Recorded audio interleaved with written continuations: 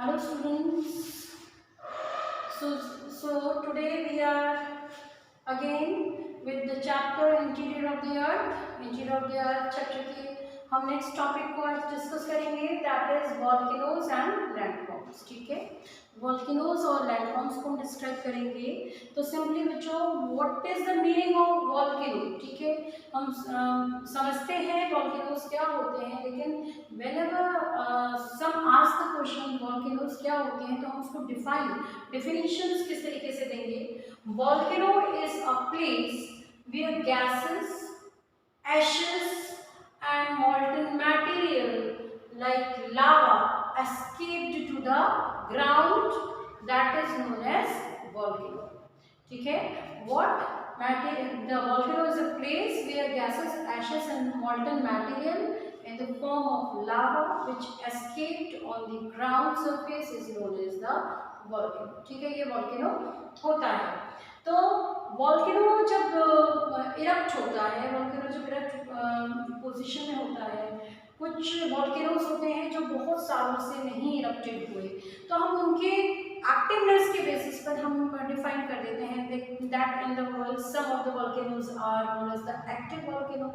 Active volcanoes वो होंगे जो रिसेंट कुछ ईयर्स में इरप्ट हुए हैं और होते रहते हैं कुछ रेगुलर इंटरवल्स के बाद. ठीक है, बट कुछ ऐसे हैं जो अभी नहीं हो रहे हैं, बहुत लंबा समय हो गया, लेकिन श्योरिटी नहीं है कि वो आगे नहीं होंगे. तो इस तरीके के वॉल्केनोज को हम डॉर्मेंट वॉल्केनोज कहते हैं. And another is the dead volcanoes. ठीक है, वो वॉल्केनोज जो बहुत लंबे समय मीन्स एक एज निकल गई है मीन्स की, उसमें उन्होंने देखा नहीं कि वो कभी इरप्ट हुए हैं. This type of volcanoes are considered as the dead volcanoes. ठीक है, तो ये तो हो गया उनके एक्टिवनेस बेसिस पर. बट इन आवर बुक हम लोग पढ़ेंगे कि ये इरप्ट किस तरीके से होते हैं और इनको इरप्शन के बेसिस पर, ठीक है, इरप्शन के बेसिस पर हम किस तरीके से क्लासिफाइड करेंगे. ओके बच्चों, तो here on the basis of the weakness that below crust a layer asthenosphere, हमने जब डिफाइन किया था लाइक अपर लेयर जो होती है वो आपकी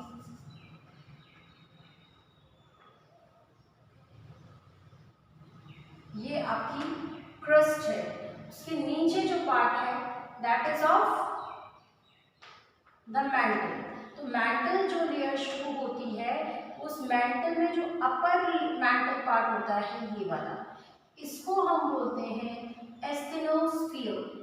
एस्थेनोस्फीयर वो लेयर है, वो जोन है जो बाकी मैंटल के कंपैरिजन में वीक है.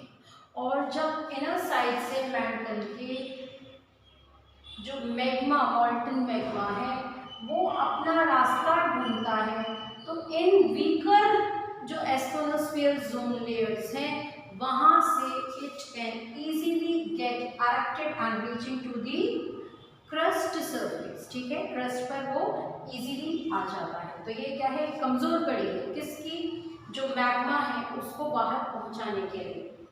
So below crust a layer that is known as asthenosphere. Weaker zone is at the upper mantle and it carries material like magma on surface which we used to call it lava. आप जानते हैं जब वो अपने crust यानी कि अपने surface पर जब तक वो मैग्मा नहीं आता, इनसाइड रहता है धरती के अंदर, तब तक we use to call in the geographical language that is the magma. और जब वो बाहर आ जाता है हम कहते हैं उसको लावा. ठीक है, classified on the nature of eruption. तो मैंने भी कहा कि हम लोग क्लासिफिकेशन करेंगे वोल्केनोज का on the basis of eruption. ठीक है, इरप्शन मतलब फटते हैं, फटने के बाद वो जो शेप बनाते हैं, शेप्स जो बनाते हैं उनके बेसिस पर हम उनको क्लासिफाई करेंगे. तो देखो इसमें दो टर्म हमें ध्यान रखने हैं, बस उसके अलावा कुछ नहीं. एक हैविंग द मोर फ्लूइड. अभी हमने बात करी कि क्या होता है वोल्केनो. वोल्केनो होता है gases, ashes and the मॉल्टन material. ठीक है, तो ये मॉल्टन मटेरियल के अंदर जो है कितना परसेंट ऑफ मॉइस्चर और वाटर कंटेंट है वो डिपेंड करेगा. इसके लिए हम सही शब्द इस्तेमाल करते हैं बच्चों, दैट इज विस्कोसिटी. ठीक है, viscosity means the fluidness of the liquid material, जो भी लिक्विड मटेरियल है वो कितनी तेजी से गिरता है वो उसकी विस्कोसिटी पे डिपेंड करता है। जैसे हम जनरली साइंस में पढ़ते हैं कि एक हनी है, हनी को गिराइए और उतने ही अमाउंट का, उतने ही रेशो का आप वाटर लीजिए, दोनों को सेम जगह रख दीजिए और उनको थोड़ा सा टिल्ट कर दीजिए। आप नोटिस करेंगे कि पानी जल्दी से चला जाएगा, जबकि हनी जो है फ्लूट नहीं करेगा। क्यों नहीं करेगा? क्योंकि वो थिक है। थिकनेस जो होगी जितनी ही उतनी ही उसकी विस्कोसिटी ज़्यादा होगी। समझ गए मेरी बात को? यानी कि अंदर से निकलने वाला जो मटेरियल है, अगर उसमें वाटर कंटेंट ज़्यादा है तो वो बिल्कुल ऐसे रिएक्ट करेगा जैसे वो हमने पानी रखा और वो बहकर चला गया। लेकिन अगर उसमें थिकनेस, मटेरियल, मिनरल्स इन सब की ज़्यादा है, विस्कोसिटी ज़्यादा है, गाढ़ापन ज़्यादा है, तो वो इतनी जल्दी फ्लो नहीं करेगा। ठीक है, दूसरा हम क्लासिफिकेशन करते हैं इनका having the basalt. Basalt जो आप लोगों के volcanoes formed होते हैं, generally they are containing more fluid, ठीक है, as compared to the composite volcanoes which are not having much fluid part and they just settle nearby the mountain. ठीक है, तो classify करते हैं बच्चों। First one is the shield volcano. Shield volcano is formed by the is having the basalt rocks largest on the earth. Shield volcano generally जितने भी धरती के ऊपर है उनमें ये वाला जो टाइप है शील्ड वॉल्केनो टाइप, ये हमें सबसे ज़्यादा देखने को मिलता है। इसे हम सिंडर कोन वॉल्केनो भी कहते हैं। ये हवाईन वॉल्केनो जो कि आपके यूएसए में एग्जिस्ट है, यहाँ पर सबसे बड़ा वॉल्केनो है। ठीक है, एक्टिव वॉल्केनो है, बार बार इरप्ट होते रहते हैं।